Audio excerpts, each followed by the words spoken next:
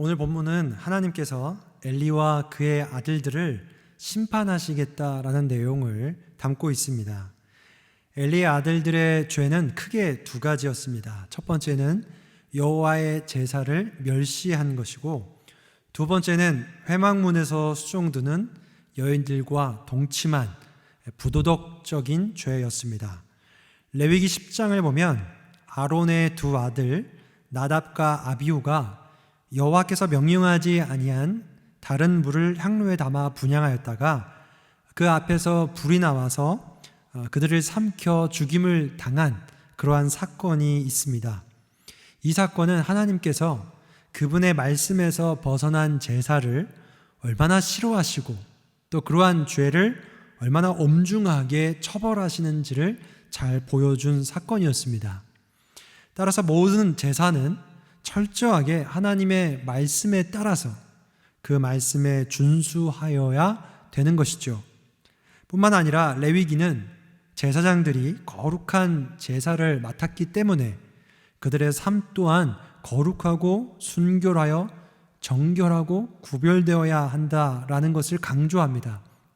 그렇게 살지 못하면 하나님께서 중대한 범죄로 여기셔서 강력한 처벌을 내리게 되는 겁니다.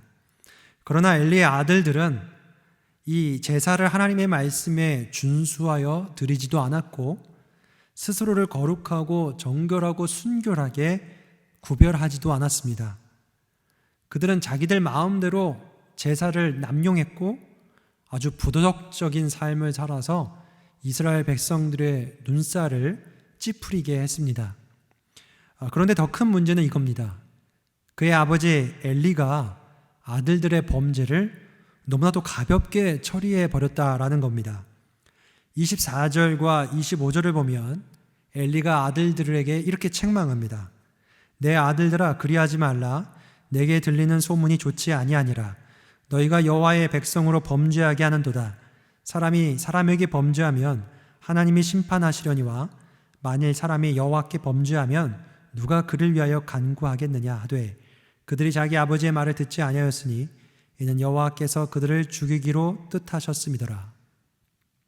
엘리가 아들들을 책망하는데 그 내용을 보면 좀 애매모호합니다. 지금 아들들이 제사장들로서 하나님께 아주 명백하고 중대한 범죄를 저질렀습니다.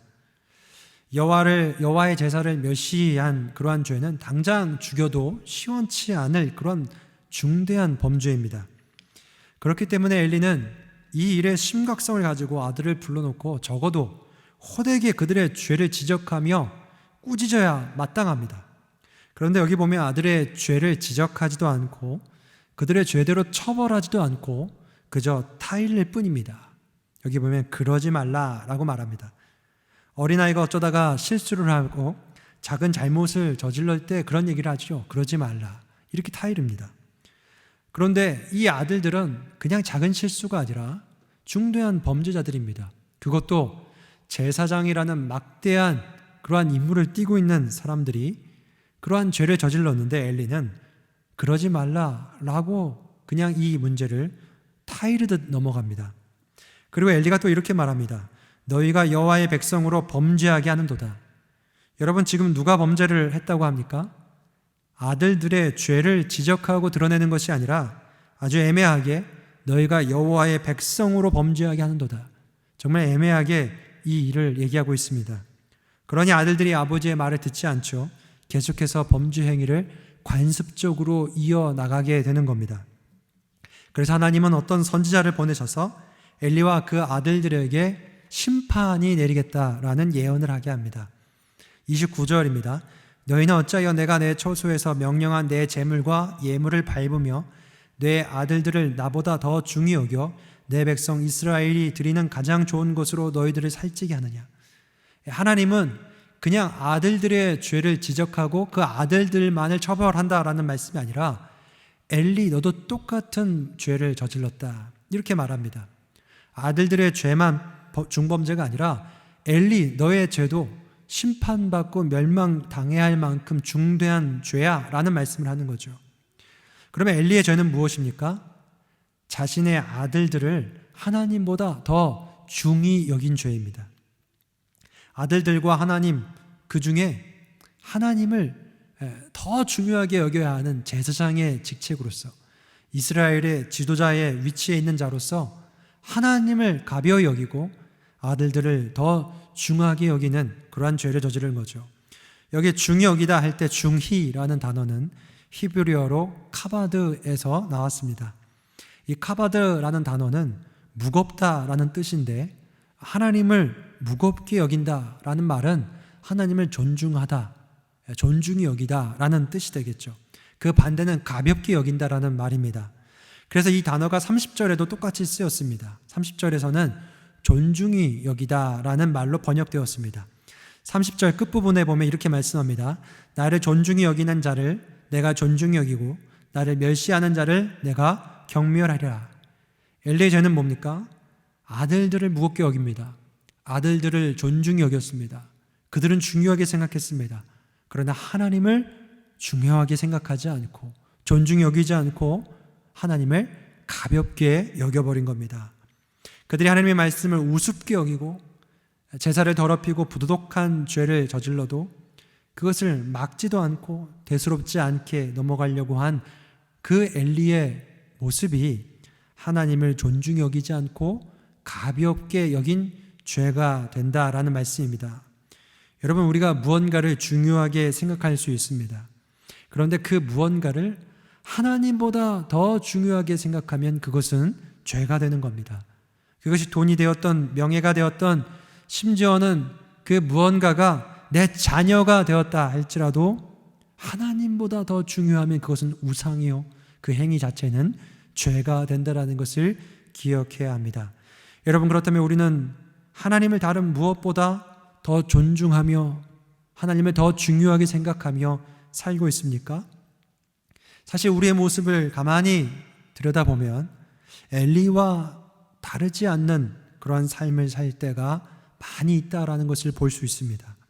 하나님보다 우리 자신을 더 사랑하고 하나님보다 내 가족이나 내 자녀, 때로는 내 스펙이나 내 커리어를 더 소중하게 생각하고 살아갈 때가 많이 있습니다. 어떤 모습에서 그게 드러납니까?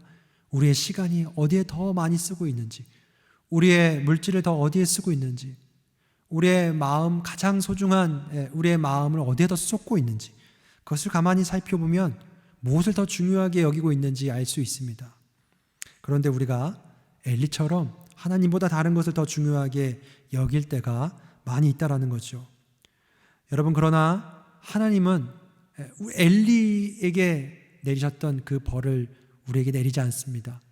본래 우리는 하나님을 가볍게 여기고 다른 것을 더 중요하게 여기면 오늘 본문 말씀처럼 하나님은 나를 존중히 여기는 자를 존중히 여기고 멸시히 여기는 자를 내가 경멸하리라고 말씀하셨는데, 하나님은 우리를 경멸하지 않고 오히려 존중히 여겨주셨습니다. 여러분, 하나님께서 어떤 면에서 우리를 존중히 여겨주셨습니까? 이 세상에 수많은 소리들이 있지만 하나님을 가볍게 여기고 중요하게 여기지 않은 우리의 작은 신음에 하나님은 귀를 기울여 주셨습니다. 이 세상에 수많은 사람들이 있지만 작은 몸짓에 지나지 않은 우리의 행위와 몸짓에 하나님의 시선을 고정시켜 주셨습니다. 이 크나큰 우주 속에 정말 나라는 존재는 먼지보다 더 작고 하찮은 존재지만 하나님은 나 같은 사람을 위해서 자기에게 하나밖에 없는 아들을 십자가에 못 박아 죽게 하셨습니다. 우리는 하나님께 정말 아무것도 하나님을 더 중요하게 여기거나 존중히 여기지 않았지만 하나님은 우리를 벌하고 처벌하시는 것이 아니라 우리를 존중히 여기시고 우리에게 귀 기울여 주시고 우리를 위해 자기의 아들을 내어주셨습니다. 여러분, 이것이 바로 우리가 받은 은혜입니다. 우리에게 내려져야 할 마땅한 벌이 내려지지 않고 오히려 우리를 존중히 여겨주신 그 하나님의 은혜, 그 은혜 때문에 오늘 우리가 여기까지 이르러 이렇게 살 수 있는 겁니다. 여러분, 그렇다면 우리는 어떻게 살아야겠습니까? 그 은혜 입은 자답게. 비록 우리는 하나님을 더 존중히 여기는 삶을 살아내지 못했었지만 그러나 오늘 다시 한번 우리가 결단할 때는 다른 그 무엇보다도 하나님을 더 존중하겠습니다. 하나님을 더 사랑하겠습니다. 그런 하루를 살기를 원합니다. 그런 마음으로 하루를 살기를 원합니다. 나뿐만 아니라 나의 자녀들, 나의 가족도 더 하나님을 사랑하는 자녀로, 더 하나님을 사랑하는 가족으로 살 수 있도록 그렇게 가르치고 섬기겠습니다. 그렇게 힘쓰겠습니다. 그러한 결단이 우리 모든 금강의 성도님들에게 있으시기를 주님의 이름으로 축복합니다. 우리 말씀을 생각하며 함께 기도하겠습니다.